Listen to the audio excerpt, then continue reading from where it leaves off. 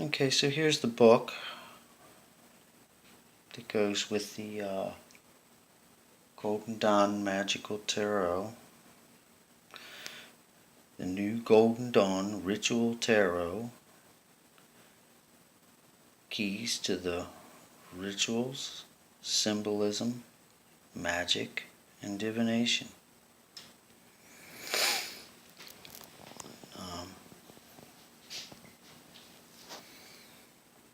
Okay, so there's the Fool.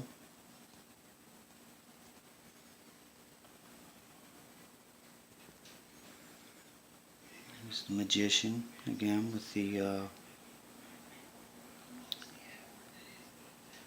table. Looks more like a cube here. It's got the caduceus, lemniscate, the winged sandals, mercurial. There's the High Priestess, the Empress,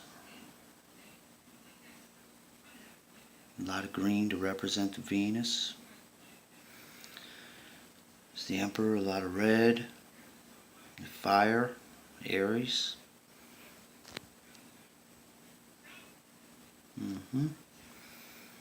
It's the Hierophant. The Lovers. That's an interesting Lovers card, isn't it?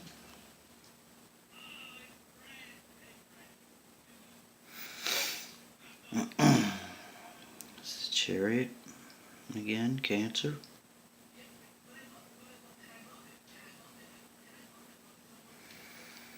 Okay, so I laid them out into 3 Septenaries. There's Strength at number 8.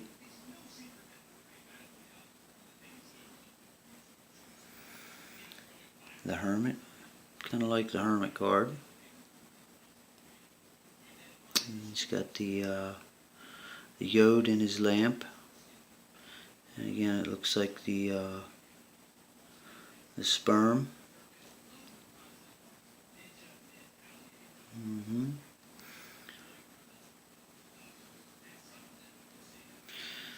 The Wheel of Fortune. And this time we have the Wheel of Fortune, we have the Sphinx on top. Yeah, there it is. There's the Zodiac in there, see? Yep, there's the elements in the center. Well, this time it's going to have the hexagram.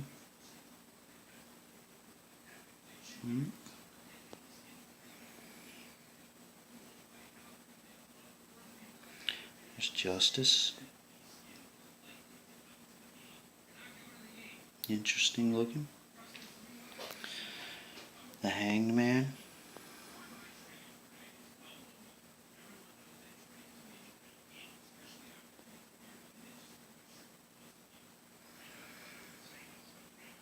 There's your Death card, Scorpio. Very interesting. And now this one has 79 cards in the deck, and that's due to it's because there's 2 Temperance cards, 2 14s. Now this one here reminds me more of the Crawley Thoth deck, although yeah, it's a little different. You know, the art card, the vitriol. I'll look into it a little bit more, but the art card, the eagle is red for sulfur, and the lion is white for salt. But you can see also on the right side is Scorpio for death, and then on the left side is Capricorn for the Devil card, 15, which is on either side. So we have 13 and 14. That's pretty cool. And then this temperance card is a little more reminiscent of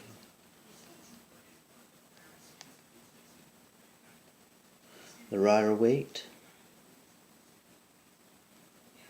Your feet. One on land, one on the water. But instead of going back and forth in the cups with water, it looks like fire and water.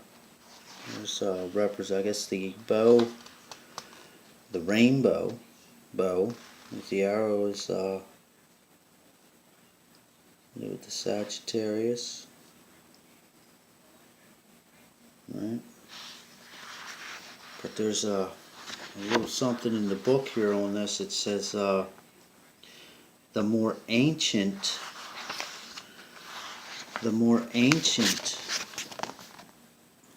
form shows a female figure crowned with the crown of 5 rays, symbolizing the 5 principles of nature, the concealed spirit, and the 4 elements of earth, air, water, and fire. About her head is a halo of light. On her breast is the son of Tifereth. The 5-rayed crown further alludes to the 5 Sephiroth, Kether, Shokma, Bina, Chesed, and Geburah. Chained to her waist are a lion and an eagle, between which is a large cauldron whence arise steam and smoke. The lion represents the fire in Netzach. The blood of the lion and the eagle represents the water in Hod. The gluten of the eagle, whose reconcilement is made by the air in Yesod, uniting with the volatilized water arising from the cauldron through the influence of the fire beneath it. The chains which link the lion and the eagle to her waist are symbolic of the paths of Scorpio and Capricornus, as shown by the scorpion and the goat in the background. In her right hand she bears the torch of solar fire, elevating and volatilizing the water in Hod by the fiery influence of Geburah, while with her left hand she pours from a vase the waters of Chesed to temper and calm the fires of Netzach. The later form is the usual figure of temperance, symbolizing in a more restricted form than the preceding the peculiar properties of this path. It represents an angel with the solar emblem of Tifreth on her brow, and wings of the aerial and volatilizing nature pouring together the fluidic fire and the fiery water, thus combining, harmonizing, and temperating those opposing elements. 1 foot rests on dry and volcanic land, in the background of which is a volcano whence issues an eruption. The other foot is in the water, by whose border springs fresh vegetation, contrasting strongly with the arid and dry nature of the distant land. On her breast is a square, the emblem of rectitude. The whole figure is a representation of that straight and narrow way of which it is said, "Few there be that find it," which alone leads to the higher and glorified life. For to pursue that steady and tranquil mean between two opposing forces is indeed difficult, and many are the temptations to turn aside either to the right or to the left, wherein, remember, are to be found the menacing symbols of death and the devil.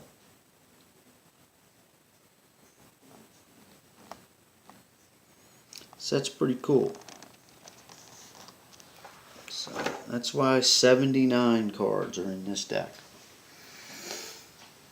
So anyway, there's the devil card. Fairly similar to the other ones. There's the tower.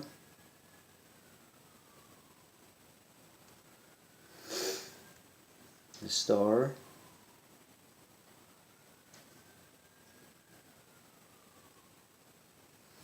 The moon, that's interesting. I like the sun card.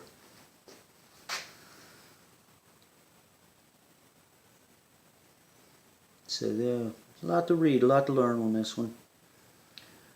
And the cool thing is, like I said, is it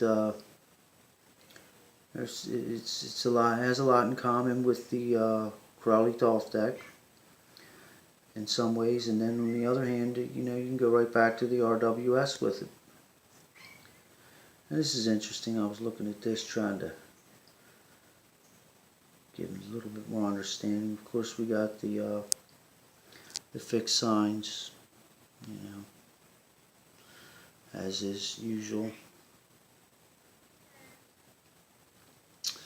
And the 12 zodiac signs. And I suppose that's going to be the hermaphrodite.